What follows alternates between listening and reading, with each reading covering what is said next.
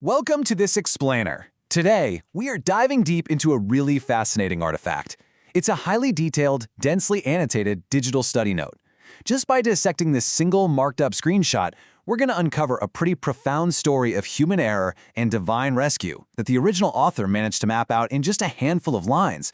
We'll be breaking down the structural pieces, the vivid color-coded cues, and that deep underlying narrative tension that makes this such a captivating piece of textual analysis. But before we get into the nuts and bolts of the artifact itself, let's look at this single phrase. It really acts as the thematic anchor for our whole deep dive today: God's interference in difficult situations. Now, in our everyday conversations, the word interference usually carries some heavy negative baggage, right? It sounds like meddling or an unwelcome disruption into our personal business. But the author here is doing something incredibly intentional right out of the gate. They're setting up interference as the actual hero of the story, the central mechanism. Okay, let's pull up the artifact itself. What we're looking at is a heavily marked up screenshot. Honestly, it looks like it's straight out of a WhatsApp chat that uses some intense color coding to guide us through Genesis 12, verses 114 through 20. And notice how this isn't just meant to be read top to bottom like a standard paragraph. The author totally transformed it into a visual map. We've got pink underlines, purple highlights, green text, harsh black lines, red dashes, and this massive yellow circle. I know, it might look a bit chaotic at first glance, but stick with me because as we break this down, you're going to see that it is actually a meticulously organized piece of digital note-taking. So let's kick things off with Section 1, the difficult situation, human error. Because every good story has to start with a conflict, right? To really grasp what the author is getting at here, we have to understand how they are framing that concept of interference we just talked about. In the context of this specific note, they absolutely do not view it as a negative disruption. Instead, they define it as stepping in to stop a lie and change a location during a difficult situation. It is framed 100% as a targeted rescue mission to stop a bad trajectory. The characters are speeding down the wrong path, and this interference is basically pulling the emergency brake. Now, check out this specific purple highlight placed right on the word accepted. The text reads, Abram and Sarai accepted to start living according to people in Egypt. By specifically highlighting that verb, the author is really shining a spotlight on this idea of passive surrender to their environment. It wasn't necessarily this loud, malicious rebellion, right? It was just an active choice to compromise. They simply accepted the situation. They assimilated. And that creates the baseline of human error that makes the upcoming intervention absolutely necessary. Which brings us to Section 2, the divine pivot, active disruption. This right here brilliantly captures the primary tension of the whole text. We're juxtaposing human assimilation right up against a sudden divine refusal to let things keep going the way they are. On one hand, you've got Abram and Sarai who accepted the circumstances. But on the other, you have a God who didn't allow them to continue. The note's author is intentionally forcing our eyes to this clash of wills. It is a total pivot in the narrative momentum.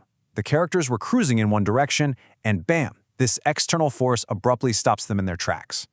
Zooming back in on our digital artifact, look at how the author uses their highlighter tool to really drive this point home.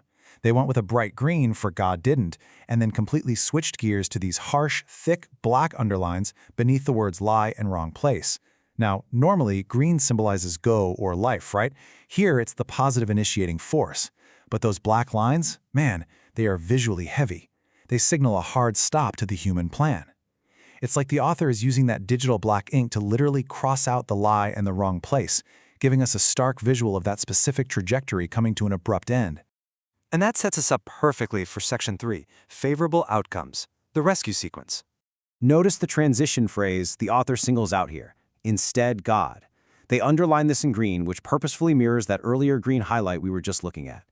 It's honestly a brilliant piece of visual connectivity. It's telling us that the initial disruption, that God didn't moment, is directly linked to what happens next. The interference wasn't just about blowing up a bad plan, it was the required precursor for an entirely new, positive sequence that's about to kick off.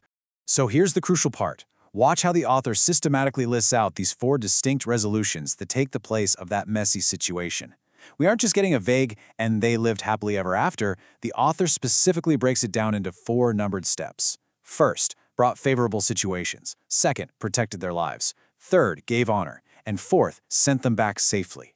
Laying it out in this highly structured way proves visually that the divine interference was totally comprehensive.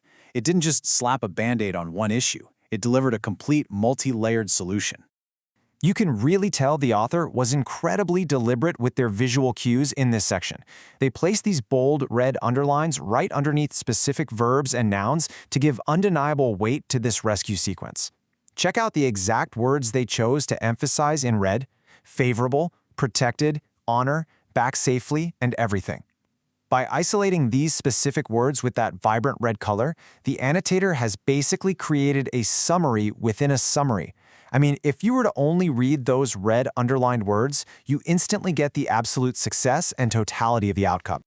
Now, when we take a step back and look at the entire image as a whole, there's one final, massive visual element we just can't ignore: that huge yellow circle drawn around those 4 outcomes. This freehand digital circle acts as a literal visual seal. By locking the entire 4-step resolution inside this bright yellow boundary, the author is cementing the idea that this intervention completely wrapped up and resolved the initial problem. That whole messy, difficult situation up at the top, it has been totally overwritten and contained by the abundant resolution down at the bottom. As we wrap up this explainer, diving into this heavily annotated text leaves us with a really compelling thought to chew on. We started off by pointing out that interference usually feels like a bad thing, a negative disruption. But based on the visual mapping and the narrative structure we just decoded together, what if we viewed a sudden stop to our own plans not as an obstacle, but as a protective pivot? The original author of this note clearly wants us to walk away understanding that sometimes a dead end is actually just the necessary prerequisite for a safe return. Thanks for joining me on this deep dive today, and keep looking closely at the details.